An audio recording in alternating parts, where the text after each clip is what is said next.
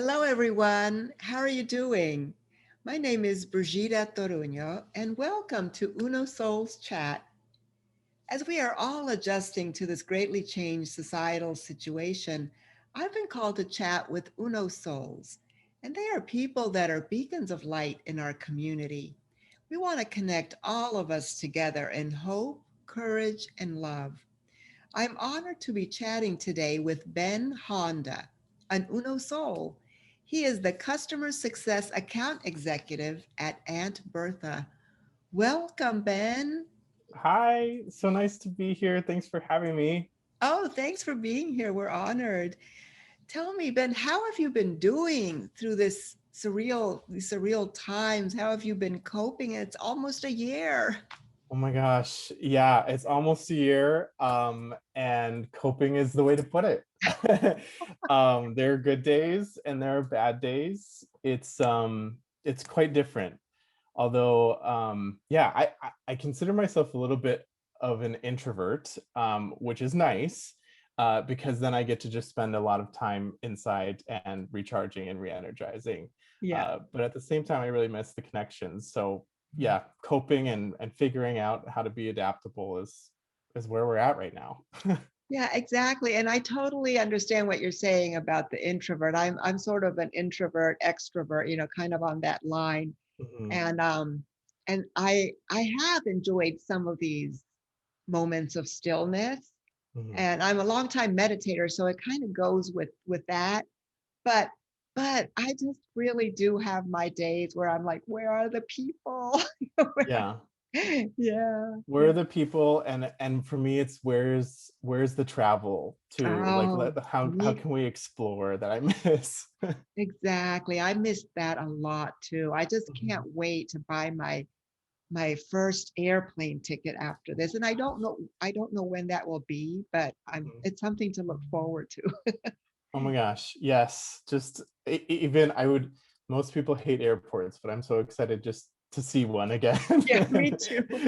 because of what it's gonna do for me. Yeah, yeah. Then with some of the information I have from you, I hope it's okay to say that you're in Madison, Wisconsin. I am, yes. Okay. Well, I'm a huge fan of Madison, Wisconsin.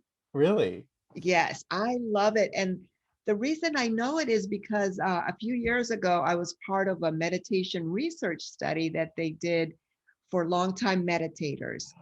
And it was Dr. Richie Davidson, who Cool. is with the Center for Healthy Minds. It's kind of part of the University of Wisconsin. Mhm, And so I was flown there for like three different times for 1 week at a time. mhm. And I just fell in love with the town. It's a lovely town. It's cute. It's cute. Yeah.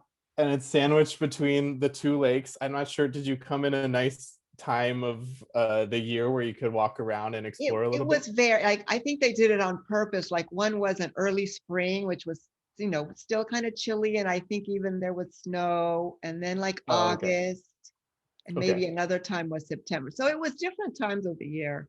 Got it. Yeah. So you got a couple good months in there. Like August would have been real nice, but Yeah. it's wonderfully smashed in between two lakes, and lots of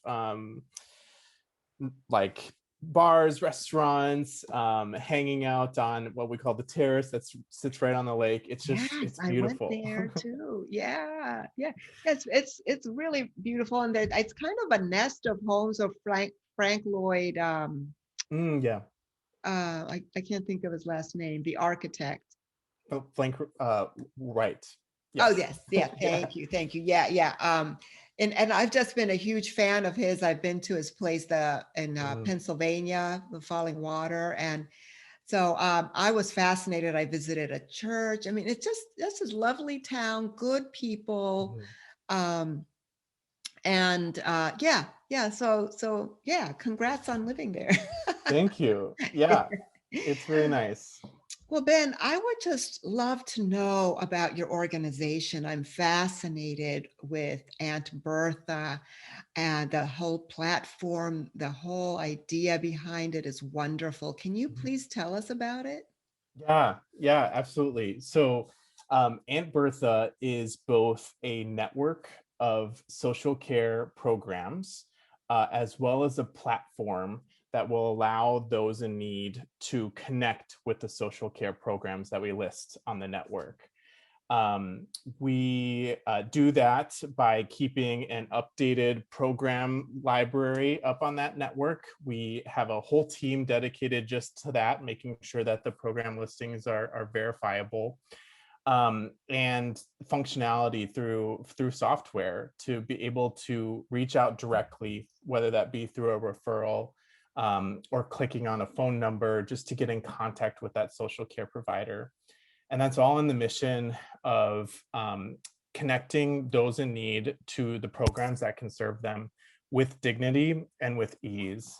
I think we really center ourselves around that mission because we want to just, if you're in need, we want to make sure that you get help.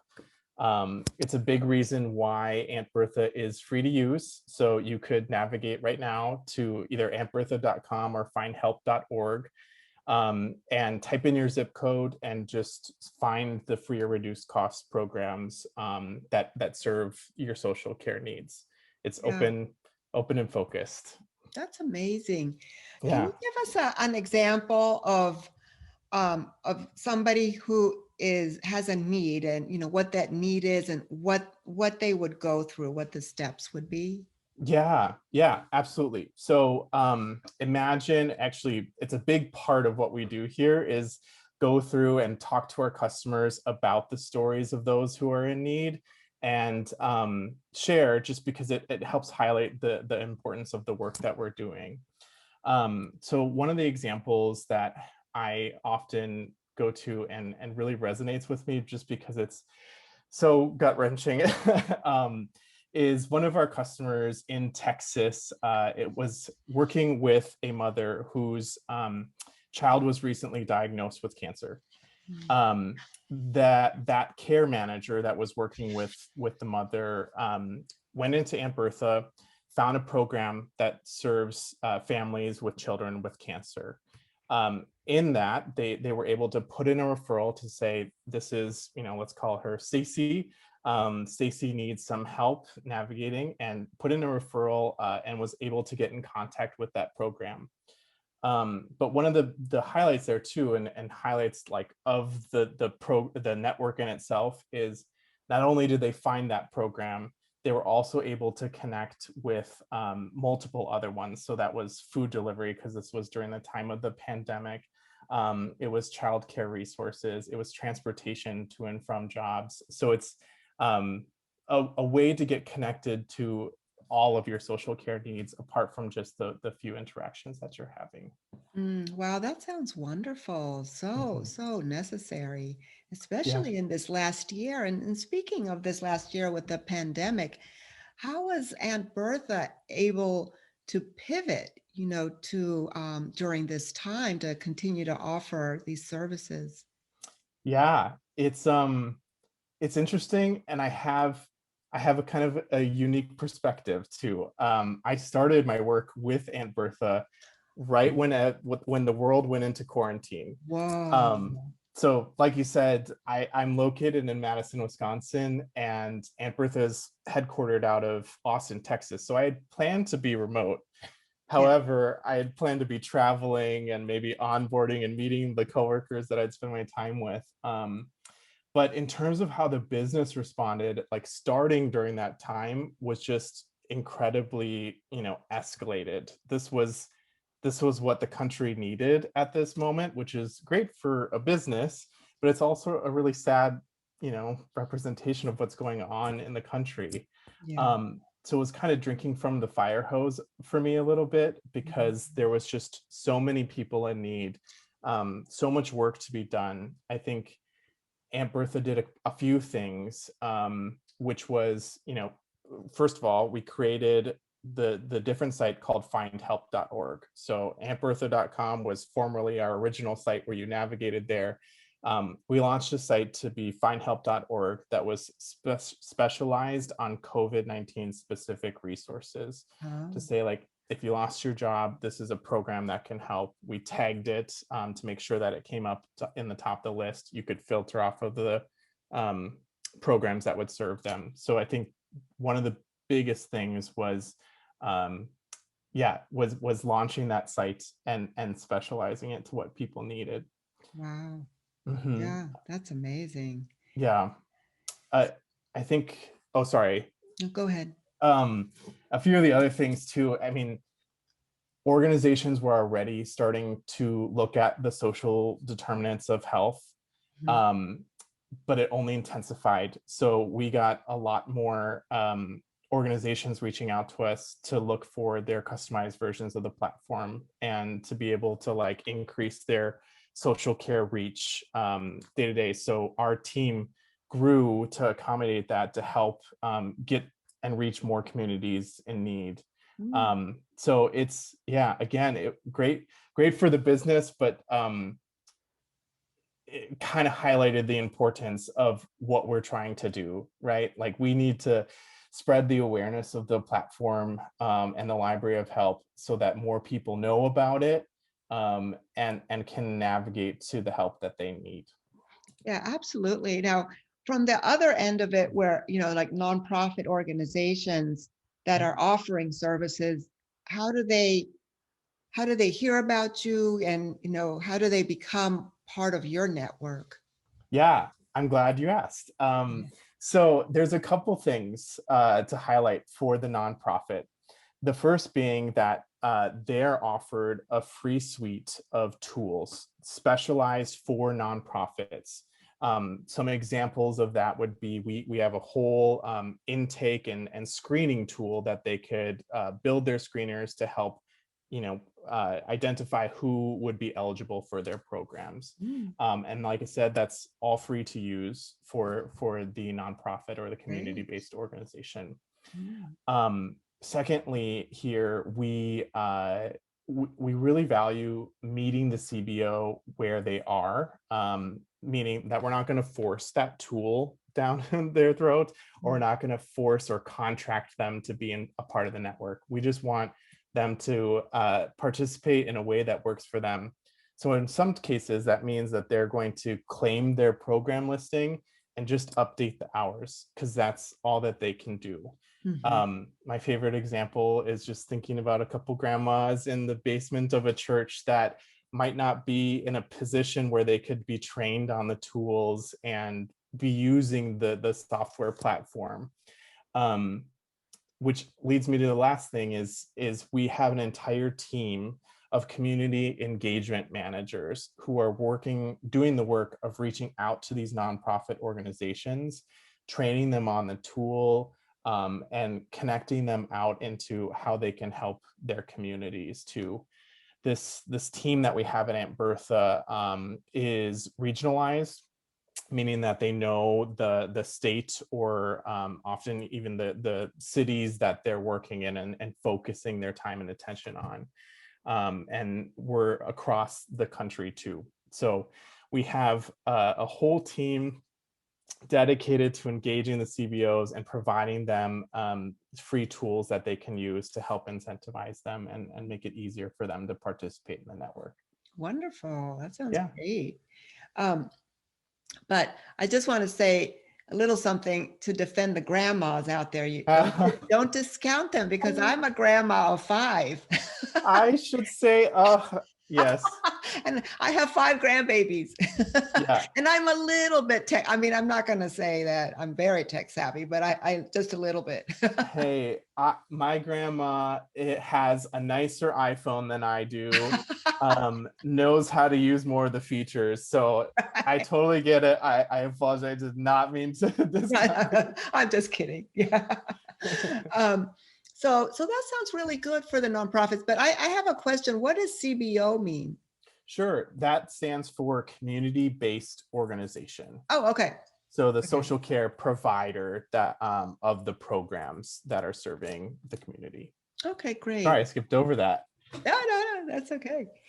I'm wondering, in terms of the changes that Aunt Bertha has had to implement over COVID, do you see that, and I mean, not that we're going to go back to a normal because it'll be a new normal, but do you see some of that continuing past the moment of the pandemic? I think so. Particularly in my role where we plan to travel a lot, which also is the biggest thing that I said I was missing, right? Yeah. Um, During this time, we learned you can get a lot done um, over the internet and through Zoom. And as sad as it is to say, because I miss that human connection and just grabbing a coffee after a meeting, um, I think that's one of the ways is, we can now use technology to expand our reach. I myself am located away from headquarters. That part of that community engagement team and others, need to be living in the states that they're working in. So lots of us are remote and plan to be remote. But um, I think, yeah, I think an unfortunate circumstance is that we're going to have to be a little bit more remote in the new normal and limit kind of the travel and ease of use because technology has adapted. Yeah, that's true. That's true. Yeah, that'll be a big change. Yeah. Yeah. Oh, one day. I'm just smelling like the airport right now to Yeah, dream I about can, it. I understand. I understand. Ben, what advice do you give to other professionals and community leaders that you connect with every single day? um, I think it's to make sure, well, two things. And it centers around intention, right? So one, make sure that you have intention to know like why you're motivated to accomplish a goal. So in more than just does this product or does this process meet or give me return on investment? It's what is your intention? What is your mission for doing this thing, right? And then really taking a peek at how you're meeting that intention, like thoughtfully creating a plan to getting to intention. So what I mean by that is like in my daily work, I talk a lot about how we can expand organizations' social care reach, right? And more so than just thinking, okay, does the system tell me I sent out this many connections to a program and these many programs answered back, and looking at the hard data, it's no, remember, you're doing this to facilitate your member or your patient or your community member getting to this program, and that program is going to respond to them back, and you're going to do this by creating relationships with that program in your community. You're going to do this by letting your patient or member know about the awareness of the platform. But it's really, yeah, I think my biggest thing that I talk about is making sure you have an intention and making sure that you have a strong plan to get to it. I love that. That's really beautiful because in the end, it's what I'm getting is that it's about the person, It is. right? I mean, it's a humanitarian need that you all are filling. It's not the numbers, the technical. Of course, that's important, but in Mhm. the end, is did this person get the help that they needed? You got it. I mean, that's the mission, right? Our mission that we start almost every meeting with is to get the seeker or those seeking social care services in touch with the programs that can serve them with dignity and ease. And Yeah. it's so important, and you can see that reflected in like we have the free tool, right? It's anybody could access it right now. And it's just the most important thing. That's all we really really care Yeah. about is getting Yeah. them there with Yeah. ease. And the other part to that mission is with dignity too. Yes. Everybody everybody is going to need help. That's actually a big thing that we say at Aunt Bertha is everybody will be a seeker at one point in their life, whether it be for themselves or for others. It's important to recognize that it's okay to ask for help. And it's also important to recognize that people deserve to do that with dignity and privately in some cases. It's really okay to utilize the platform or to just find help. Yeah, you're absolutely right. I there's so much wisdom in what you just said, and I've been a person that I didn't know how to ask for help, and I didn't think I was supposed to. And then a couple of years ago, I had a serious concussion, Yes. and and I and I still, I mean, it was so hard for me to ask for help during that time, Mm, even though I was having such a hard time with so many different things, even getting to mhm, the doctors, appointments, but and then last year, right before COVID, I got the flu. It was type B. It wasn't COVID, I think. mm. Fingers um, crossed. yeah, but I was really sick, and so then I was like, okay, Brigida, it's okay to ask for help. But even then, I had to remind myself that it was okay to ask for help. That's a big one. That's Yeah, a big one. It's a lesson for me that it's okay, because when people ask me for help, I feel honored. I'm like, oh my gosh, absolutely. How can I help you? Anything, So don't you? Yeah, yeah, I completely agree. I don't know if you have siblings, but yeah. I'm the oldest of six, Oh, and I feel like I can really relate to what you just said. I mm. I, I myself had to learn that it was okay to ask for help at some points in my life. Yeah, isn't that interesting? Now, I wonder if too it has a little bit to do with being the oldest, and in my Mhm. case, being an only child, And only, yeah, where you're just learn to be self-sufficient, and hmm, so yeah, anyways, we're learning, right? It's all a journey. yeah, yeah. And it was a formerly misguided journey, is what Exactly. I'm learning in my own life. Yeah. Now we can get in touch with Aunt Bertha. Yeah, exactly. That's great. Ben, you've had so much experience, including some national experience in the software business and Mm. your prior marketing and sales experience, and now your leadership role at Aunt Bertha. Can you please share your thoughts with us on any concerns you have with the overall commitment to communities throughout our country? Um, Gosh, that's a large question, isn't it? Sorry.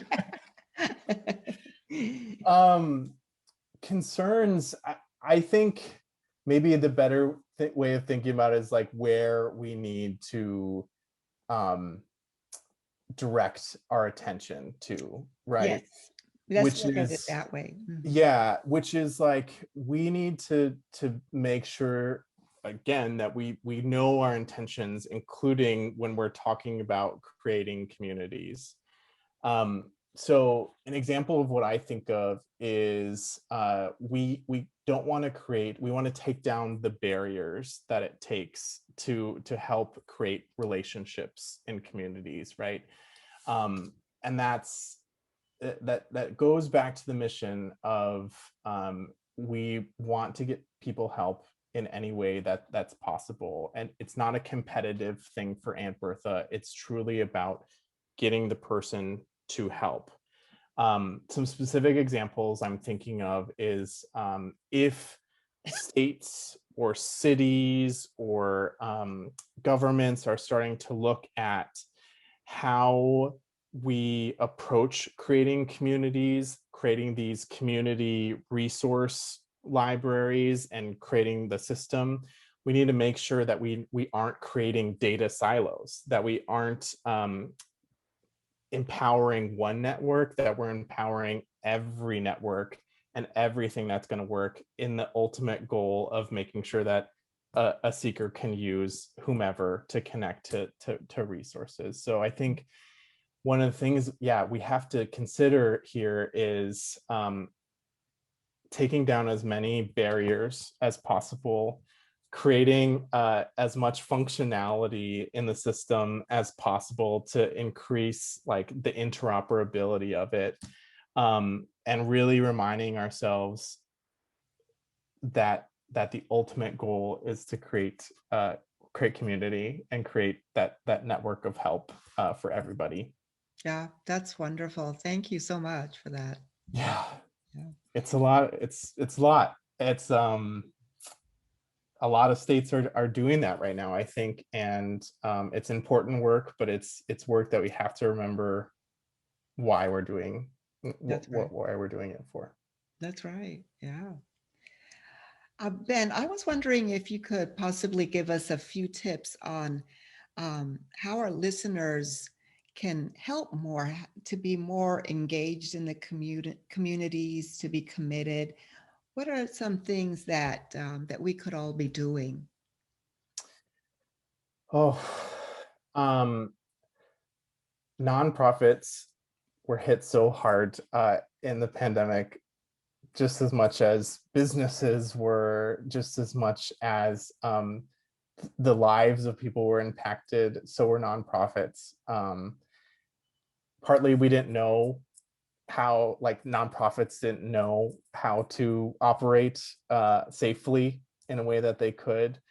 Um, and partly, because there's the financial transactions that are going on, and people also had to close their doors to when funders were not certain what their grants were going to look like as a result of the economy. So I say that because I think it's a simple answer, but volunteering and supporting these nonprofits is the best way that folks can help um, with these programs. And that's either through time, like volunteering your actual time. I think we might have reached a place now where we know we can wear a mask or two, and we can still go and hand out food safely and socially distant. Volunteering your time, I think, although I haven't seen it, I know that there are programs that allow you to, like, take the work into your home and help that way, drop it off safely. Um, and then also, if you are in a position where you are able to help financially, that's a big thing too. And Yeah. that's, the alternative to if you don't feel safe. And I've been there. I continuously weigh whether I feel safe about going out or not, but Yeah. I do try myself to financially support the nonprofits who are helping my community as Yeah. well. Yeah. Yeah. Great tips. Thank you very Yeah. much. Yes. And Ben, there's something that I call sharing a moment of savoring the deliciousness. So it Ooh. could be something that is food related for you, but it could be anything else, like a beautiful conversation or a walk in nature. So I wondered if you could possibly share a moment of savoring the deliciousness with us. Oh my God, I love this. I have so many things. I try and practice gratitude daily, hourly if I can. So yes, I do Awesome. have That's lots of awesome. I have lots of examples, but I think the one that's most timely for me, and because we've talked about Madison, is we just went through with the country a big polar vortex, and probably it was almost 2 full weeks of negative 15 and under weather. It was awful. Oh Um, gosh. so my moment of deliciousness is like the multiple walks that I've gotten to take since then. Yesterday it was almost 50 degrees in Ooh. Madison. Yeah, it was spring. I would like didn't have to have mittens. It was, oh, I was so happy. And I just got to walk with my Great. dog and just breathe and enjoy what I'd been missing for 2 weeks. Oh, that's wonderful. That sounds great. Thank you Yeah, so much for sharing that. it's so And good. and as a last thing, I wondered if you could leave us with some words of wisdom. Oh, yeah. Gosh, another hard question, but Sorry. no, it's good. It's good. I also reflect in my daily life a lot, with the gratitude, other things. I think maybe my word of wisdom is throughout this pandemic, it's the Maya Angelou quote of like, people are not going to remember what you said or what you did. They're going to remember how you made them feel. It's something that I don't know, 2 or 3 months into quarantine, it just started like ringing with me. And it's like, we're gonna forget, when the mask mandate rised or fell, we're gonna forget when we were ordered to stay at home. We're gonna forget those like minor details, but we're not gonna forget the feelings of isolation, and at the same time, the people who reached out. So it's important for people right now to be thinking about who are the people in their lives that they want to make feel supported and loved.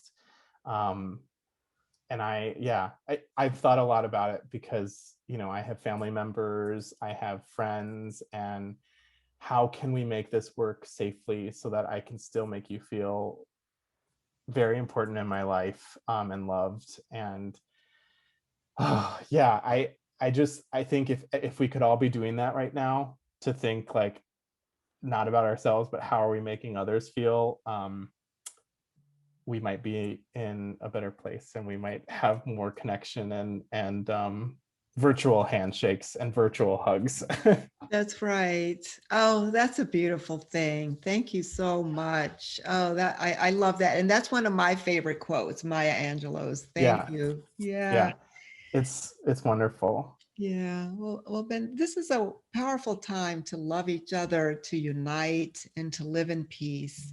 And thank you so much for joining me today. I really appreciate you, Ben, and I honor the light in you. No, thank you. I really, really appreciate your time, and I've been looking forward to this all week. So thank you. Thank you, Ben. Bye-bye. Bye bye.